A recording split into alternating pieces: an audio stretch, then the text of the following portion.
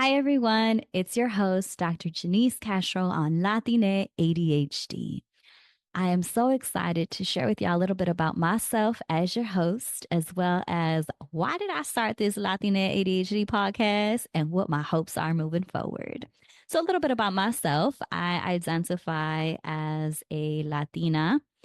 I am the daughter of Peruvian immigrants. Shout out to my Peruvians. I am also a first generation college graduate. Shout out to those first gen college graduates. I went to undergrad at the University of Maryland. Go Terps. Shout out to the DMV. And I decided to pursue a degree in psychology. I am a licensed counseling psychologist in California, which leads me to a very important point for my listeners, which is that this is not a replacement for therapy. I am a therapist, but I ain't show therapist.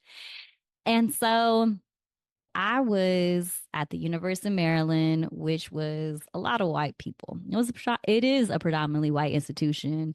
And at these PWIs, it can feel very isolating. And then I decided to pursue my PhD and I moved out to Nebraska. So I got my master's and PhD from the University of Nebraska. Go Cornhuskers. And when I was working towards my PhD and I was navigating being on these campuses full of white people, as a Latina first generation college student, I felt like I had to code switch a lot to be accepted and to feel understood. So much that when I was younger, Spanish was my first language. So I took English as a second language classes. And I remember everybody was saying that my name is pronounced Janice. And my parents and I assumed that that's how you pronounce the name in English. It's spelled Janice, but my parents call me Janice. And yet at school, people were calling me Janice. And I was like, I guess it's just how you say it in English. Because I hadn't met another Janice until I was an adult. And so I've been going by Janice for up until my 20s. I was like, hold up. I can go by Janice. I don't have to accommodate to people. And so I go by Janice ever since my mid 20s. And so, just a little side note in terms of how I embrace the name that my parents gave me. So, I code switched a lot to be accepted and understood. And that meant also my name. When I was in college, I used to also say yes to a lot of different opportunities that came my way because I made it to college, y'all. Like, I wanted to be successful. It was a really big deal to me because I almost didn't make it, but that's a story for another day. And I used to work so damn hard because I didn't have good study skills. I didn't know what boundaries were. I was sacrificing my sleep, staying high off caffeine, and this all caught up with me during one of the most important years of my PhD counseling psychology program.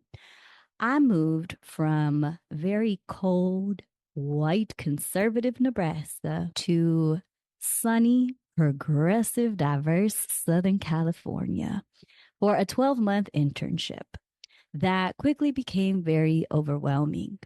I had an unsupportive supervisor, and I was at a toxic work environment that prioritized productivity over well being. I remember working Mondays through Saturdays, sitting at my desk in front of my computer, sweaty palms with my hand over the mouse, looking at my task list piling up, my heart racing, constantly sighing, feeling worried about how can I keep up with all of this work and feel so defeated. And I would look at the post-it notes that I had put underneath my computer screen with affirmations that said, I got this. I am enough.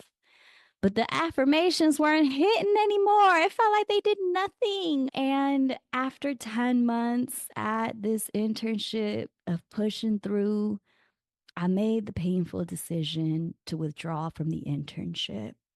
Just 2 months away from graduating with my PhD as a psychologist to having to wait 2 more years to graduate because I would have to reapply in the fall, do interviews in the spring, get accepted, and redo another 12-month internship because the 10 months that I just did at this internship wouldn't count anymore. That felt like a huge setback. And it was also a turning point in my life. I realized how much my self worth was tied to my career and how me trying to please everybody was leading me to feel anxious and burned out.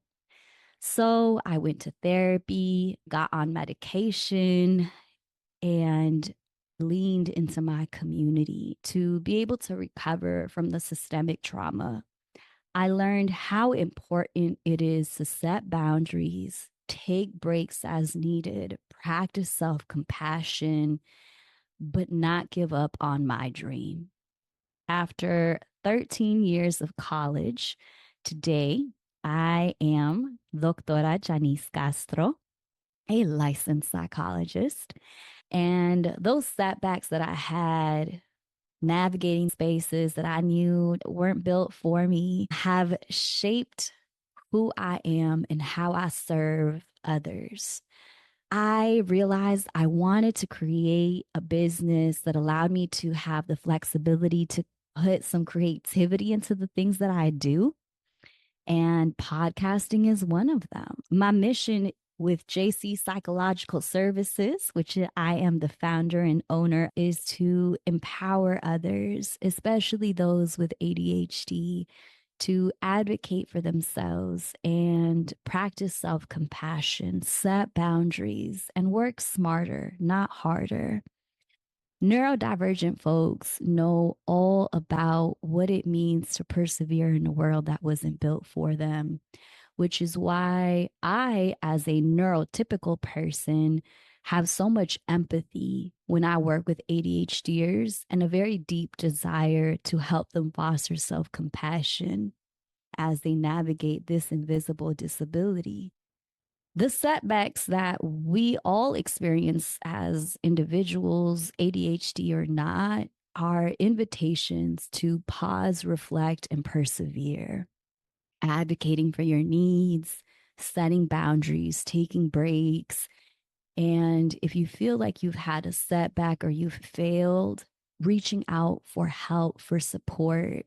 So I wanted to share about what inspired me to want to create this platform, especially as I work with ADHD folks as somebody who doesn't have ADHD.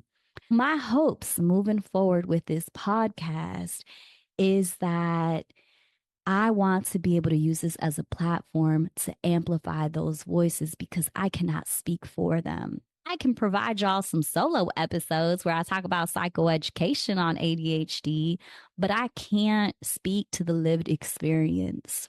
So I want to put out a call to action as I wrap this up. If you are an expert or a specialist in neurodiversity or ADHD, or you are BIPOC adult with diagnosed ADHD, and you want to share your story with the hopes of validating others with ADHD within the BIPOC community, or you want to inspire others, feel free to fill out the Google form that's in the show notes because we would love to have you on this podcast.